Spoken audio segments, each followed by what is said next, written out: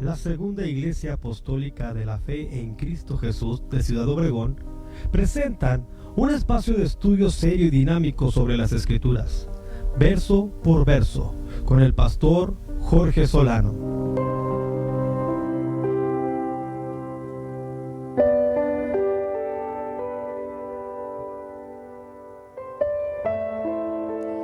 Hermanos y amigos, querida familia Radio Vida, aquí estamos de nuevo en su programa Verso por Verso por el 100.1 de FM en esta hermosa estación que estamos aquí transmitiendo y también a través de las redes sociales. Vamos a entrar a Génesis capítulo 7, ya habiendo pasado un poco la introducción en Génesis 6 del verso 7 en adelante, las instrucciones, la razón por la cual Dios decide hacer una purificación a través del diluvio. Ya veíamos también esa palabra que le dolió a Dios, se lamentó Dios, sintió dolor, que traduce en la Reina Valera, se arrepintió Dios de haberlos hecho, que sintió un profundo dolor. Ya estuvimos analizando eso, que Noé halló gracia delante del Señor, logró el favor de Dios. Noé, que significa reposo, que a través de él vendría una etapa ya donde la tierra reposaría nuevamente de toda la violencia en que se había visto envuelta por causa de los pecados de la humanidad y de aquella extraña mezcla de los hijos de Dios con los hijos de los hombres. Ya hablamos todo eso, hablamos de los descendientes, un poco de los descendientes, vamos a hablar un poco de eso también hoy. Hablamos de las medidas del arca, los materiales que estaban hechas del arca de madera de gofer y que la calafateada con brea, y veíamos esas expresiones, cofer, cafartá, cafar, caforeb, Yom Kippur, que tienen la misma raíz, que significa expiación, propiciatorio, y de ahí viene la famosa fiesta del día de la expiación, el Yom Kippur. Pero bueno, ahora entramos ya a lo que es cuando llega ya el diluvio. Génesis 7, verso 1 dice: dijo luego Jehová a Noé: entra tú y toda tu familia en el arca, porque solo a ti he visto justo delante de mí en esta generación. De todo animal limpio tomarás 7 parejas, cada macho con su hembra, pero de los animales que no son limpios, una pareja, un macho y una hembra. También de las aves de los cielos 7 parejas, macho y hembra, para conservar viva la especie sobre la faz de la tierra. Y pasados aún 7 días yo haré llover sobre la faz de la tierra 40 días y 40 noches, y borraré de la faz de la tierra todo ser viviente que hice. Génesis 7 del 1 al 4. Bueno, aquí Dios da esta última oportunidad, después de que dio la instrucción. Duró muchos años construyendo la embarcación, esa arca, esa caja de madera, Noé y su familia, pero hace mención aquí de los últimos 7 días. Dice: 7 días haré llover sobre la faz de la tierra, y como que es el periodo último que da Dios de arrepentimiento, ¿no? Ya los últimos días, las últimas horas que da la oportunidad, y 7 pues es el número de la perfección, un número divino. Y sin embargo tenemos que los hombres rechazaron esa oportunidad. Después de esos pasados 7 días, pues ya el último mensaje de arrepentimiento de Noé no fue aprovechado. Y bueno, también la idea del diluvio, cabe mencionar que no solamente está registrada en la palabra de Dios, la Biblia que tenemos nosotros, sino que también hay ideas paralelas entre los textos sumerios. El Atra Asis viene de las narrativas de la creación y del diluvio en las tierras de las antiguas civilizaciones del área de Mesopotamia, allí donde también se descubrieron en excavaciones la famosa epopeya de Gilgamesh. Ahí, paralelo a eso, también hay una narrativa en esas culturas muy cercanas a donde sucedió según la escritura, que también narran lo mismo. Pero hay un dato interesante que me encontré hace poco, que también entre los toltecas aquí en México también se registra que de un gran diluvio, una gran inundación, y que unos pocos se salvaron flotando dentro de un Tlohtitlancali, una embarcación cerrada. Bueno, este dato me pareció interesante porque si pudiéramos pensar que solamente sucedió en el área de Mesopotamia el diluvio, pero resulta que acá en el área de América, que era el mundo no conocido de aquella época, pues también ellos registraron un evento de esa magnitud, ¿no?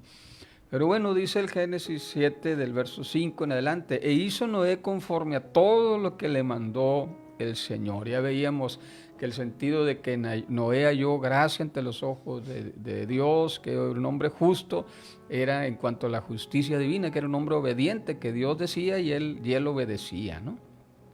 Era Noé de 700 años cuando el diluvio de las aguas vino sobre la tierra. Ya especificamos eso en programas anteriores, que la vida del hombre era de 900 años el promedio, pero ya posterior a esto fue que se fue recortando la vida a 120 años con los eventos de esa combinación del pecado del hombre, pero Noé todavía le tocó la gracia de vivir pues varios cientos de años, ¿no? Y dice el verso 7: y por causa de las aguas del diluvio entró Noé en el arca, y con él sus hijos y su mujer y las mujeres de sus hijos, es decir, 8 personas, Noé su esposa, sus 3 hijas con sus yernos. Y de los animales limpios, de los animales que no eran limpios, de las aves y de todo lo que se arrastra sobre la tierra, de 2 en 2 entraron con Noé en el arca, macho y hembra, como Dios mandó a Noé.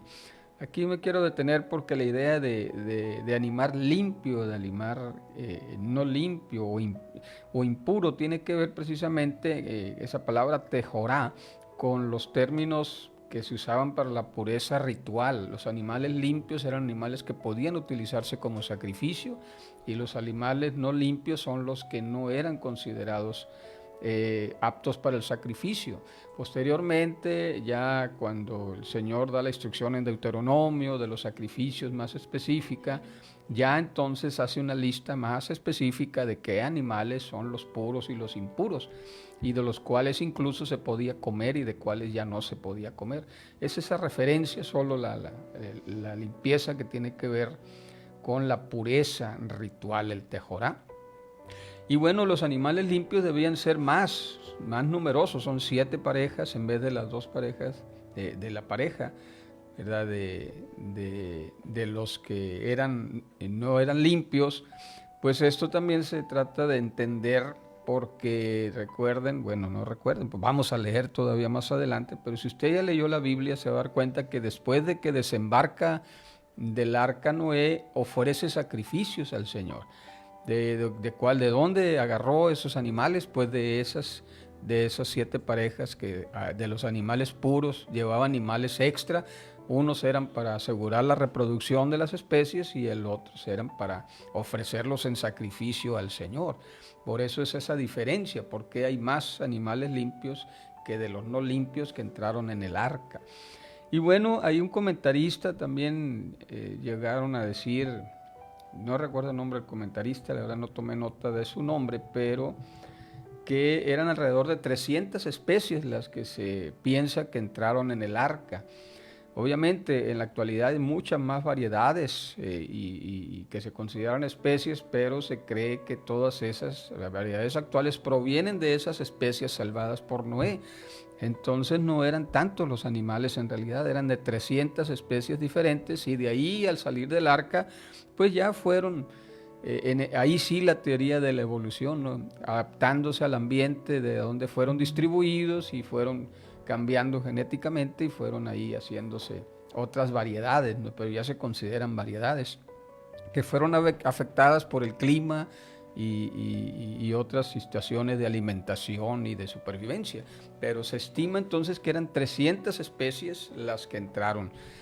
Ya de ahí no se especifica cuántos eran limpios y cuántos no limpios para calcular con más certeza cuántas parejas de animales, pero dense una idea, pues que en realidad no era bastante, y si seguimos la línea de interpretación que no tenían que ser, por decir, 2 elefantes adultos, sino 2 elefantes bebés, pues entonces no está tan fuera de lo descabellado la idea de que pudo precisamente corroborarse científicamente este evento. En Génesis 7:10 continúa diciendo: al séptimo día las aguas del diluvio vinieron sobre la tierra. Aquel día del año 600 de la vida de Noé, en el mes segundo, a los 17 días del mes, fueron rotas todas las fuentes del abismo y abiertas las cataratas de los cielos. Mencionábamos cuando explorábamos desde Génesis 1, los primeros programas en el mes de enero, que en la cosmovisión antigua se pensaba que al principio todo era agua, y que usted recuerda que en Génesis dice: y separó el Señor las aguas de arriba de las aguas de abajo. Las aguas de arriba, que era el firmamento, la raquía que mencionábamos, ellos pensaban que ya veían la bóveda celeste y que arriba de la bóveda había agua, y que debajo de la tierra, pues en el abismo también había agua. Entonces aquí sigue esa cosmovisión antigua de ver cuando dice que las fuentes del gran abismo empezaron a emerger agua de ahí. Entonces no era solamente lluvia, aquí habla de que fueron rotas las fuentes del abismo, debajo de la tierra brotaba agua y fueron abiertas las cataratas de los cielos. Eso sí se puede interpretar como lluvia porque cae de arriba hacia abajo. Entonces no era solo lluvia, era también agua que de abajo de la tierra estaba saliendo. Fueron rotas las fuentes del gran abismo y abiertas las cataratas de los cielos. Y Génesis 7:12 dice: hubo lluvia sobre la tierra 40 días y 40 noches.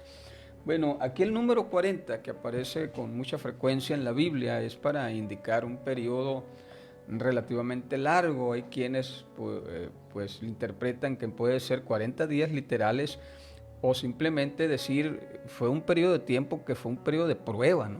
Eso significa un tiempo de prueba.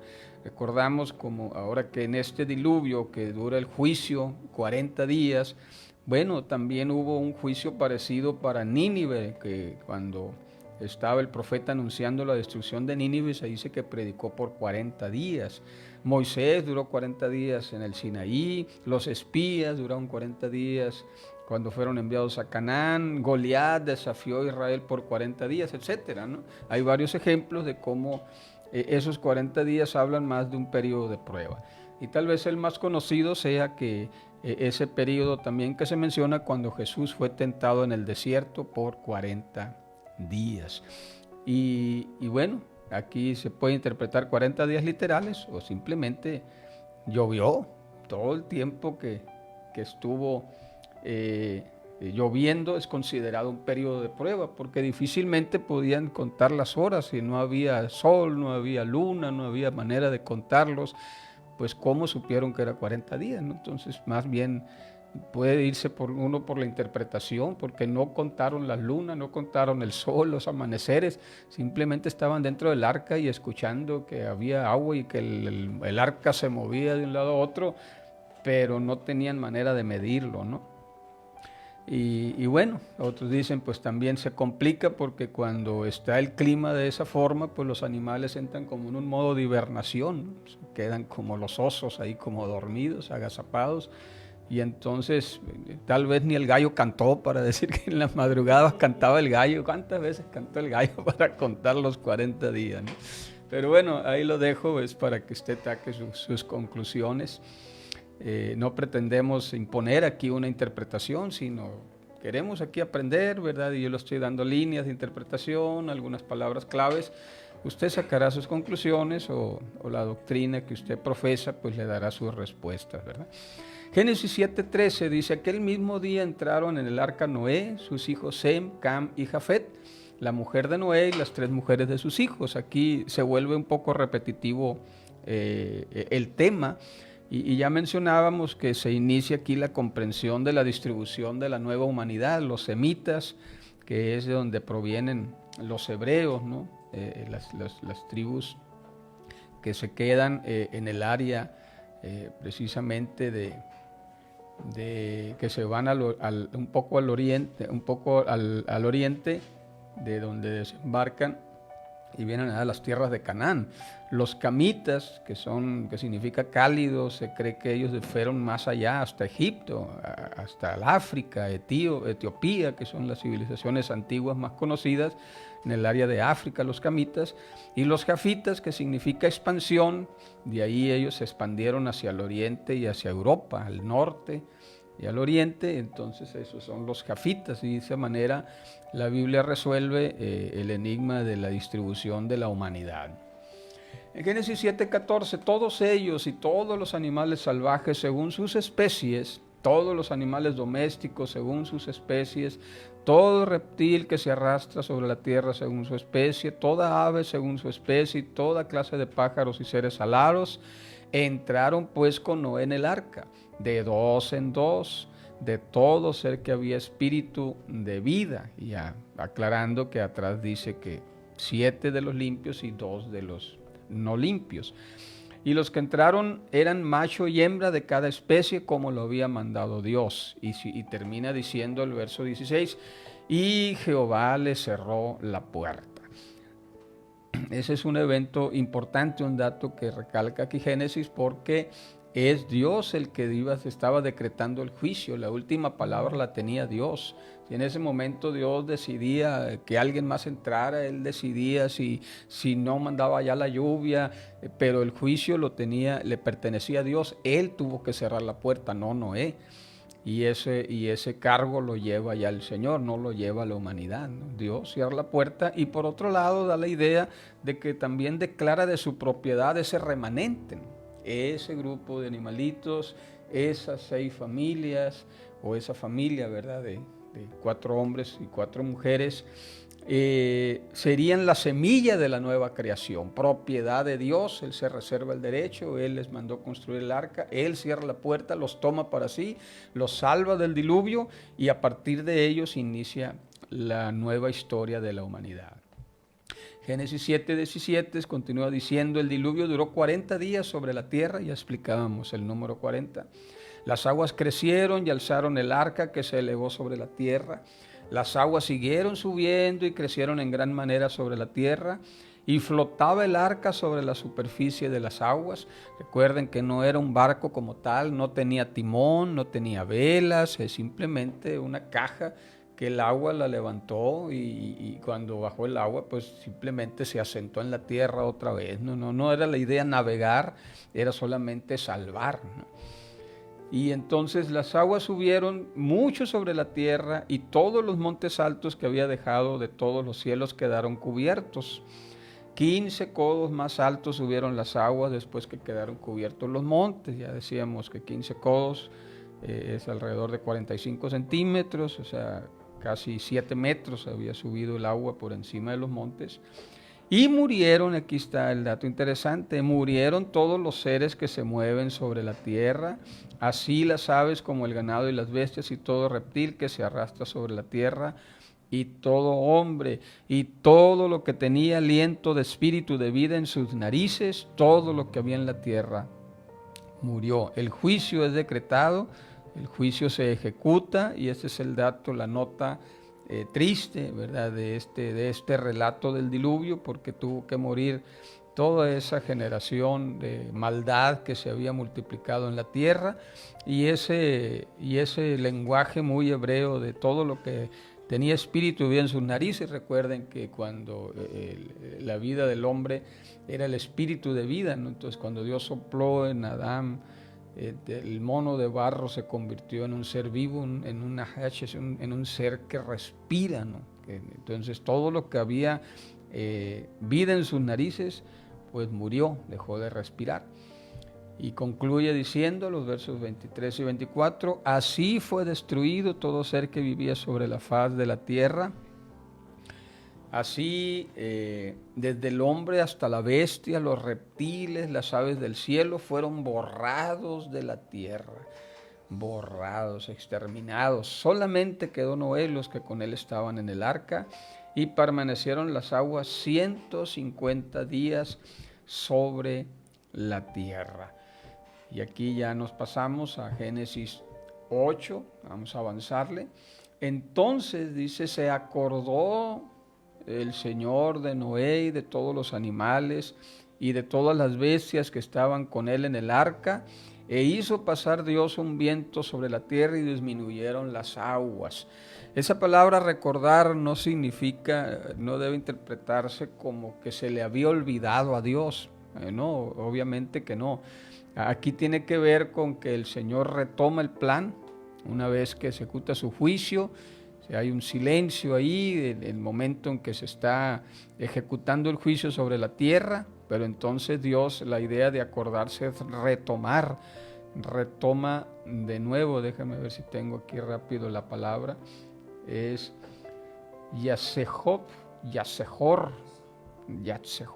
Entonces es acordarse, es traer a la memoria, es volver a tomar el asunto en las manos. Esa es la idea desde el hebreo. Y luego dice entonces que hizo pasar Dios un viento sobre la tierra. Aquí lo curioso es en esta traducción Reina Valera, dice, e hizo pasar un viento sobre la tierra. En otra versión dice un viento fuerte sobre la tierra. Sin embargo, la palabra en el hebreo es Elohim Ruach, es decir, es el Espíritu de Dios el que sopla, no es que mandó un viento. Y recordemos que en la apocalíptica, bueno, si no he explicado esto lo veremos más después, pero en la apocalíptica hebrea se creía de que Dios controlaba los 4 vientos de los 4 puntos cardinales y que entonces Él es el que desata los vientos. Por eso aquella frase cuando Jesús estaba en la embarcación y cuando reprende los vientos y a la mar, y entonces los discípulos que no les caía el 20 todavía, ¿quién era Jesús de Nazaret? Bueno, ¿y quién es este que camina sobre las aguas, que el viento y la mar le obedecen? Como diciendo, si solamente Dios hace ese, pues ¿quién es este? Pues en esa incógnita que había en los discípulos cuando todavía no se les revelaba totalmente la divinidad de Jesús, ¿no? Y entonces aquí es precisamente el Espíritu de Dios el que detiene toda la tempestad. Es el Elohim Ruach, el Espíritu de Dios. No era un viento X, era Dios mismo, ese Espíritu que da vida, el Espíritu que ahora estaba deteniendo todo el flujo, domina el abismo, al abismo le manda a cerrar sus compuertas, a la raquía le manda a cerrar sus compuertas en los cielos, cesa la lluvia, cesa de salir agua del abismo, y esa agua que había salido del abismo vuelve otra vez a su causa, a su origen de donde había salido, y entonces viene el descenso del arca sobre los montes Ararat, ¿no? Dice Génesis 8:2, cuando entonces el Espíritu de Dios sopló sobre la tierra, es otra traducción que pudiéramos hacer, entonces se cerraron las fuentes del abismo. Es Dios quien abrió las fuentes y ahora Dios es el mismo el que las cierra, ¿no? Y las cataratas de los cielos, dice la versión Reina Valera, está muy interesante, las cataratas de los cielos. Imagínense la forma en que concibieron la caída del agua, no era una lluvia, una llovizna, ni un chubasco, eran cataratas, una cantidad enorme de agua que estaba cayendo. Y fíjense esos 3 elementos que menciona aquí: se cierran las fuentes del abismo, las cataratas de los cielos y la lluvia de los cielos fue detenida. Aquí ya menciona como 3 fuentes de agua que estaban llegando, cuando Génesis 7 estaba mencionando solo 2. Y las aguas decrecían gradualmente sobre la tierra, se retiraron las aguas al cabo de 150 días, no fue, ¿verdad? En 40 días cayó tal cantidad de agua y salió agua de los abismos que tuvo que pasar 150 días para que bajaran. Y reposó en el arca en el mes séptimo a los 17 días del mes sobre los montes Ararat. Y bueno, aquí en realidad el monte Ararat es una pequeña cordillera, no es solo un monte, ¿no? En la montaña Ararat y en el pico sí hay una montaña que es la más grande en Ararat, pero es una pequeña cordillera que se le conoce así, los montes Ararat, para, ¿verdad?, cuando se hace la búsqueda de la evidencia física del arca. Bueno, pues hay evidencia, ¿no? Pero no está tan fácil porque esos montes están nevados y la mayor parte del tiempo, y es muy difícil, pero hay testigos ahí. No nos vamos a meter en eso porque ya es el terreno de la investigación científica y también de la especulación, ¿no? De todo eso que nos produce comezón para saber dónde está el arca que reposó en los montes Ararat. Y las aguas entonces fueron decreciendo hasta el mes 10, cuando el primer día del mes se descubrieron la cima de los montes. Y sucedió que al cabo de 40 días abrió Noé la ventana. Recuerden que el arca tenía una sola ventana. La abrió a esa nueva humanidad, a esa nueva oportunidad que tenía la humanidad ahora de poblar nuevamente, ahora en un estado virgen, ahora esa tierra que había sido purificada, porque también dice la Biblia que todo, o casi todo, especifica la carta a los hebreos, se purifica con agua, ¿no? Y el fuego también interviene en ocasiones, pero casi todo con agua. Entonces fue purificada la tierra con agua, y entonces envió una paloma, primero un cuervo, dice, envió un cuervo, el cual salió y estuvo yendo y volviendo hasta que las aguas se secaron, pero luego envió una paloma para ver si las aguas se habían retirado. Y no halló la paloma donde posarse, volvió a ir al arca porque las aguas aún estaban sobre la faz de la tierra. Entonces Noé extendió la mano y tomándola la hizo entrar consigo en el arca.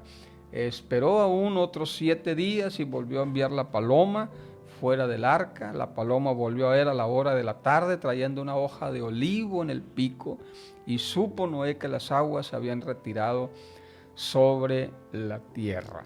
La hoja de olivo, que a partir de aquí va a ser muy significativa en el relato bíblico, y sobre todo cuando llega uno a leer al Nuevo Testamento, como el olivo, y también en la etapa profética de los profetas de Israel, se menciona mucho el olivo.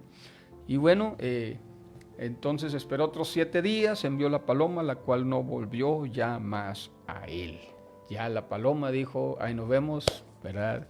Ya me quedo a vivir en este nuevo mundo que ha sido creado, que ha sido regenerado, que ha sido purificado, ya no volvió.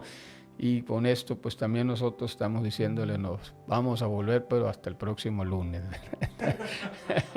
Como la paloma, ya no volvemos hasta el próximo lunes. Muchas gracias a Dios que nos haya acompañado en este programa, en este día.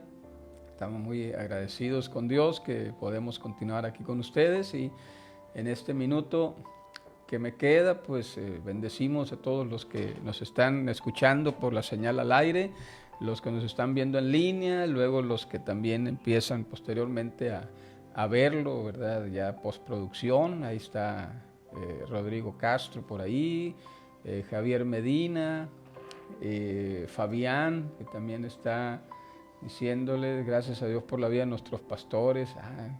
Pues gracias también a ti, mi hijo, por vernos y escucharnos. Hermana Victoria Castro, ¿verdad? Dios nos bendiga, hermana. Mi esposa aquí que nos está acompañando también ya puso ahí. Está Sujei también, que no se me pase, dijo, ayer la vi. No se me va a pasar saludarte, Sujei, muchas gracias por escucharnos todos los lunes.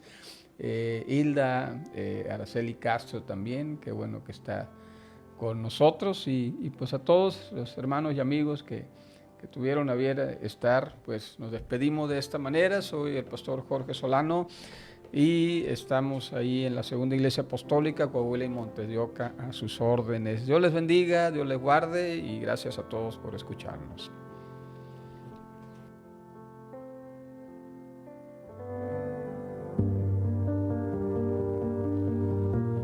Gracias por escuchar Verso por Verso. Te invitamos a sintonizarnos todos los lunes a las 6 de la tarde por Radio Vida Obregón en el 100.1 FM.